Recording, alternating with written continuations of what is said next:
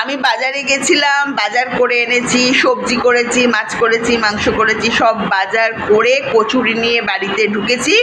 কিন্তু ছেলে আর আমি কচুরিটা খেয়ে ফেলেছি। তারপর মনে পড়লো একটা ভিডিও করলে হতো। এখন কচুরি খাওয়া হয়ে গেছে, বাট থালায় চাটছি।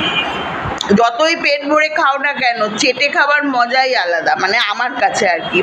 ফুচকা যতই তুমি পেট ভরে খাও, লাস্টে একটা ফাউ দেওয়া না পর্যন্ত তেষ্টাটা মেটে না। তেমন কোনো খাবার আমি মানে খাওয়ার পরে থালাটা চাটতে আমি ভীষণ ভালোবাসি।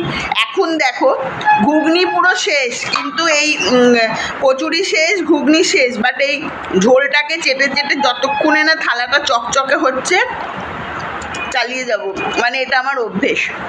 ভালো না খারাপ জানি না, আমি এটা ভালোবাসি। কে কে আমার মতো পাতের থালা চেটে খেতে ভালোবাসো কমেন্ট করো প্লিজ, কমেন্ট করো কিন্তু। টাটা।